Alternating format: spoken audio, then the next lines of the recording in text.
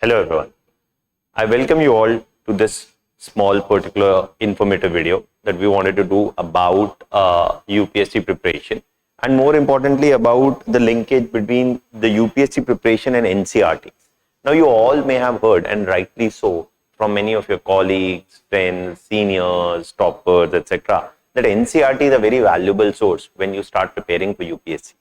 Now, and there is no doubt about this, that NCERT is a very useful source when you start preparing for UPSC. But often when you start reading these NCERTs, you will face a number of questions that will come to you.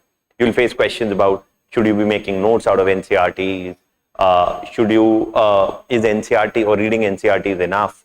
Or whether you should read new NCERTs or old NCERTs, and a number of questions around it. So it is in this context, it is kind of important to understand that while NCERTs are a useful source, how best can you utilize these NCERTs is often not talked about. And herein is something that you should actually ponder over. Now, in this particular video, I'll be discussing to you particularly about how you can use NCERTs particularly for catering to your polity, constitution, understanding, and including events of post-independence history, etc. So which NCERTs you should read, what are certain important areas in each of these NCERTs that you should focus on. That is something that we'll talk in this video, particularly from the perspective of polity. Okay, and particularly from the viewpoint of polity. Also, we are launching a new course which is going to be known by the name of UPSC Essentials, and the details of this course also, which is based on the NCERT curriculum and beyond. NCERT curriculum and beyond is something that we'll be discussing towards the end of the video. But before we talk about the course or anything, it's more important for you to actually understand what you should be or should not be doing with respect to your NCERT preparations. So often, as I was saying, that there are a lot of questions which may come to your mind about preparing or using NCERTs, that which NCERTs should you start reading first, or should you read old NCERTs or new NCERTs, or should you make notes out of NCERTs, or more importantly, a lot of you may also be thinking along the lines that, should you be doing MCQs while you're reading NCERTs, or should you focus on answer writing while you're doing NCERTs? And one question often students also ask is that, is reading NCERT enough for your UPSC journey? Now, I'll answer a number of questions, many of those questions here. But one of the first things to understand, and we'll take polity as an example, as to actually focus on polity and discuss in this video about polity. In subsequent videos, we can discuss about history, about economy, etc. as well. Now, one of the things to know is that NCERTs are a very useful starting point. They can't be the end point of your preparation. So while they're a useful starting point, and they may help you in clearing your basics and foundation, that cannot be the end point of your preparation.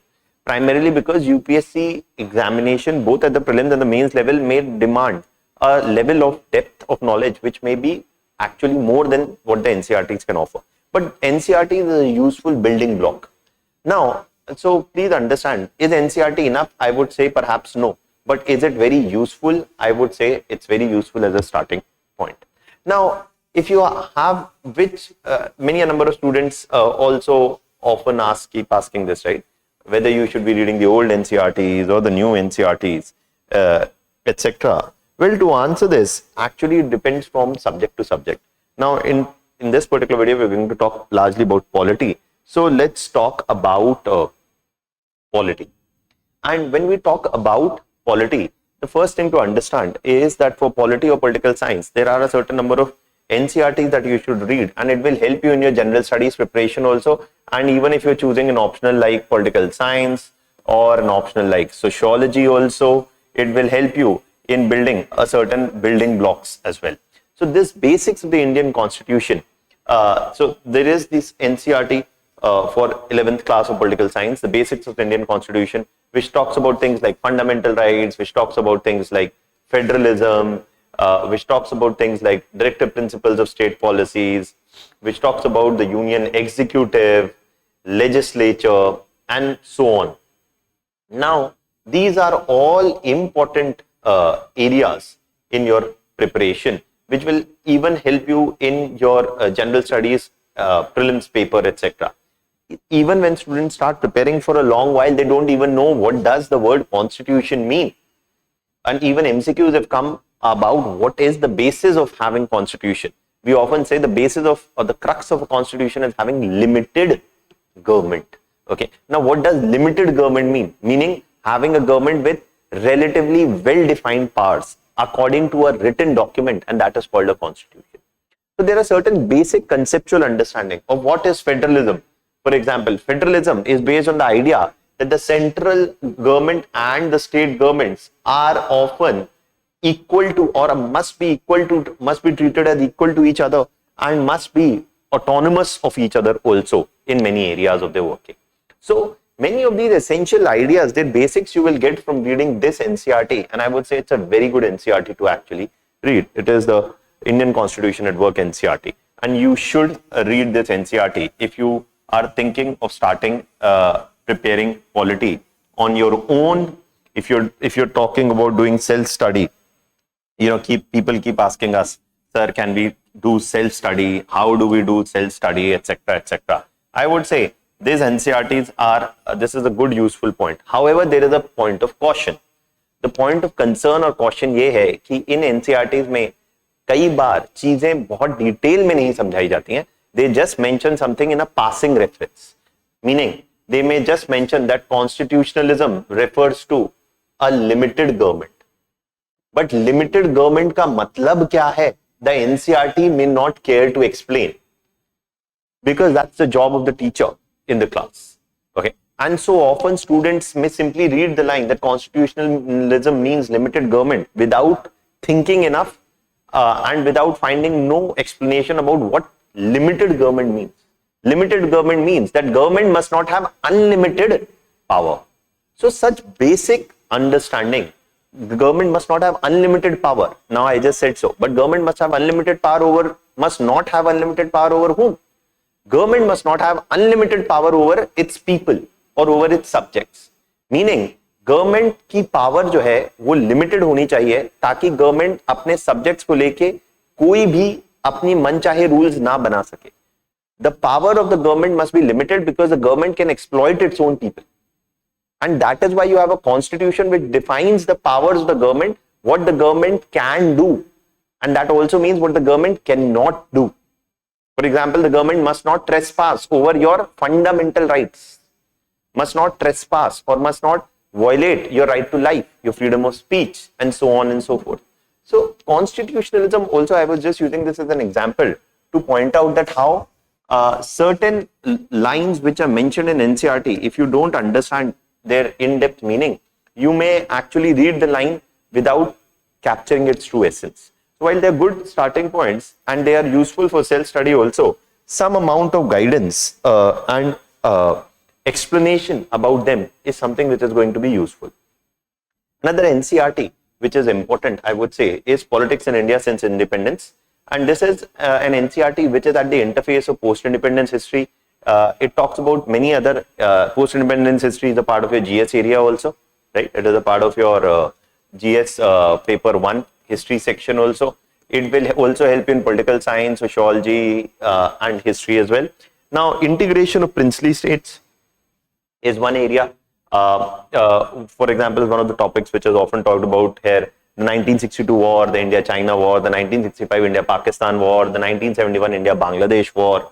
There are so many such important wars, and what led to these wars, which is covered in these NCERTs. Other topics like the Green Revolution, the White Revolution, what was the Green Revolution, the White Revolution, or also other topics like land reforms. And questions related to these have can be asked in the exam directly. Green Revolution, White Revolution, land reforms, or how India increased its food production, its milk production, or how it talked about bringing an attempt to redistribute land, or also measures which, for example, talked about, and also another important phase of the post-independence period was the emergency era, and how did that impact Indian democracy. So many of these things will help you in your GS paper 1 in the history section. It will also help you in GS paper 2 in polity and governance also, but more it will also help you in optionals like political science or sociology or even history as well. So this is another good NCERT that you can consider reading as far as your polity aspect is concerned. Now, as far as your polity aspect is concerned, now the third NCERT that you should read, and many a number of students do not read this NCERT, but is a very useful NCERT, that is the political theory NCERT, which is the textbook for the 11th class. And this political theory NCERT gives you the understanding of the basic concepts of equality, liberty, justice, freedom, etc. And these are those foundational concepts whose understanding will help you in GS paper 4, in the ethics paper. Okay, it will help you in GS paper 4, where? In the ethics paper. For example, in your ethics paper, they will ask you questions around the idea of justice, around the idea of equality. It will also help you in essays. It will definitely be of much use when you're talking about optional like political science or even sociology. So again, this is a very good book because this explains you the foundational ideas in a very simplistic manner. So it's a good one also to read. So this is the third book that I've told you that you can read as far as your polity is concerned. But am I talking to you about making notes out of this? No, because I've not answered the question, should you be making notes out of these NCERTs? And my suggestion to you would be that you watch the video till the end to actually get an answer to this question, should you be making the notes of this NCERT? Another NCERT that is something which is useful to read is Contemporary World Politics. Now this is one NCERT that you can also consider reading, primarily because it talks about the history of the world and global politics between 1950s to almost 2000s. And it covers a lot of period and gives you a basic understanding of the Cold War era. Now this understanding of global politics will help you in your IR section in GS paper 2. It will help you in your IR section in GS paper 2. It will also help you where? It will also help you. It will help you in your IR section in GS paper 2. It will also help you in your GS paper. It will help you in your GS paper 2. It will also help you in, apart from this, in your GS papers, it will also help you in your pol science as an optional. Political science is your optional. It will also give you a basic understanding of the Cold War, which is useful for the political science optional as well. Now, it is in this context that if you look, for example, the book talks about certain important areas like the US-Soviet Union rivalry and how it played out into a number of wars such as the Vietnam War, the Korean War, and also about certain important things like the collapse of the Soviet Union, what led to the collapse of the Soviet Union, or also, and also, just one second, and also about many other periods after the collapse of Soviet Union also, when you talk about, for example, the post-1990 era and the global world order or globalization. So that's where also it is an important book and a source to refer to. So I would say that this is also something that you should consider reading as a good textbook, as it will help you in overall enriching your understanding about this period, because many a number of students start reading international relations without actually discussing about some of these books or without reading some of these areas. So if you've read them, it will definitely enrich your understanding also. Okay. Now, if that much is clear, so I've told you this is the fourth book that you should take on. Now, these 4 books thus are the important ones for polity. Now, you may have other questions about MCQs and subjective questions. Should you be doing MCQs or not while you're reading NCERTs? Okay. Now, should you be attempting subjective questions or not while you're doing NCERT? Well, my answer is yes. If you're reading NCERTs, or if you want to truly test whether you've understood the essence of the meaning that they want to convey, then probably MCQs and subjective questions are a useful way of evaluating your performance. Also, finding the gap areas in your understanding in your preparation. Many a number of times you feel कि आपको topic समझ में आ गया, आपने पढ़ लिया हाँ constitutionalism is limited government, but you never even thought about it when you write an answer or write about the basic features of the Indian Constitution. और आपने जब पढ़ा, but you just casually read it. But when you are to write an answer on the basic features of Indian Constitution and you don't know you are unable to find what to do about it, और आपने answer लिखने की जब कोशिश करी, you are unable to write an answer on it, that is the time when you'll realize what is the gap area in your preparation. That maybe you just read it, but you did not understand the whole topic as such. So it will help you in finding the gap areas in your preparation. Answer writing is also possible, as I'm saying, only with conceptual clarity and revisions. So even it will help you in that. And when you are writing answers, and I often say this, writing answers without feedback is of no use. If you write answers, but nobody is checking your answers, nobody is giving you a quality feedback on your answers, there's absolutely no use writing such answers. And that is why I'm telling you that it is important that you focus on answer writing, but also important that you get feedback for the answers that you have written. Okay, so MCQs are also important, but answer writing and feedback is also important, and they go hand in hand. So I hope that this is something that is clear to you. Now, partly students kept asking us for many a number of times, how should we actually go out NCERTs, and is there a best way of actually deriving the maximum benefit out of NCERTs? And so we built a UPSC Essential course, which is actually going in this course. What we are doing is we are focusing on the 4 foundational subjects right now, that is political science or polity NCERTs, because NCERTs are go by the nomenclature of political science, but they're basically catering to polity as well. The 11th and 12th NCERTs of political science, history, geography, and economics, if you are using them as a pillar, then it will definitely enrich your preparation and it will help you put the building blocks in your preparation. And we have launched a course which covers these 4 essential foundational areas to begin with. Also, in this foundational areas to begin with, we are providing, this course is going to be conducted in a hybrid mode. In a hybrid mode where basically students will have access to the lectures in the recorded online format. And the classes will, and these classes students will have 4 days in a week. Now, after these 4 days of classes that they will have in a week, students will also have, and while you're doing these lectures, the students will also will not just merely get lectures. These lectures also are complemented with a set of MCQs, and also along with these lectures they will get printed, or we should say hard copies of workbooks. Now, these hard copies of workbooks are a set of 8 workbooks, and these 8 workbooks are 2 books for geography, 2 for polity, 2 for history, and 2 for economy, and they are mapped along the 11th and the 12th grade NCERTs. I'm saying they are mapped along. They are not the replica of these NCERTs. In fact, when you'll read these workbooks and you'll go through these lectures, they carry more updated and more enriched content, but they use NCERT curriculum as a guide.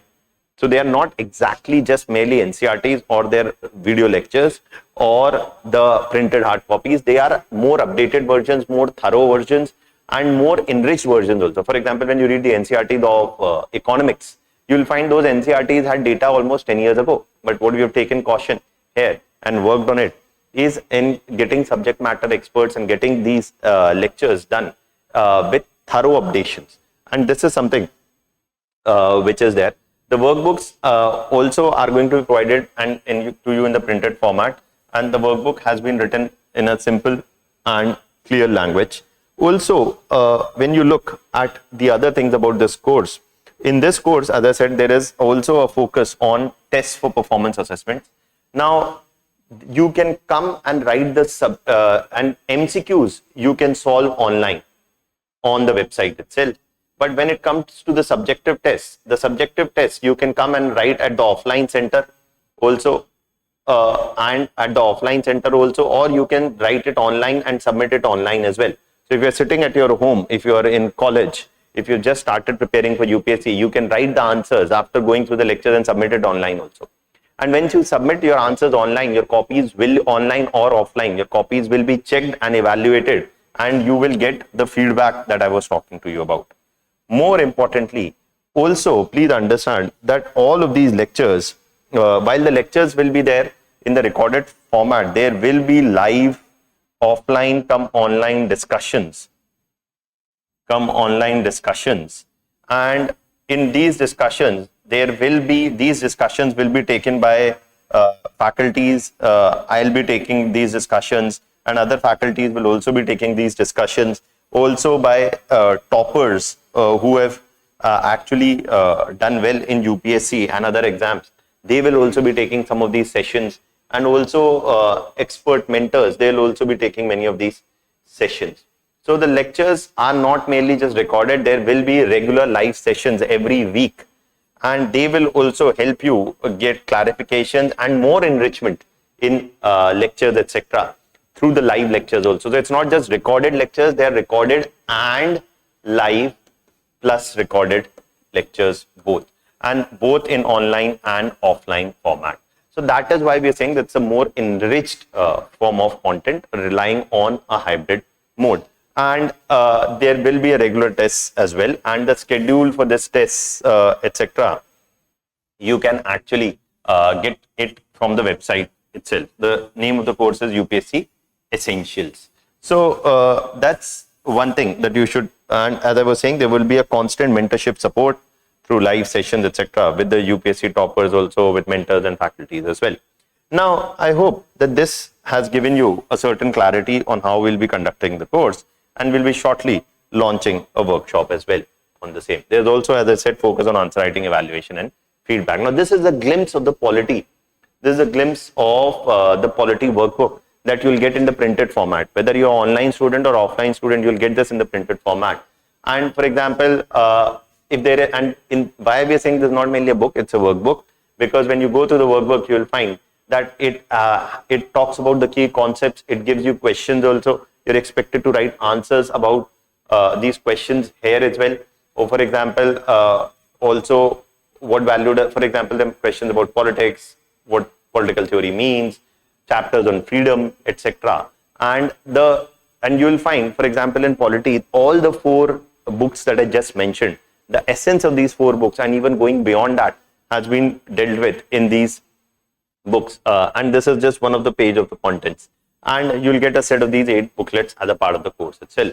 And lastly, the fee of the course, etc., is mentioned on the website, and that stands at 11,800 rupees, inclusive of all taxes, etc. The details you can find out on the website itself.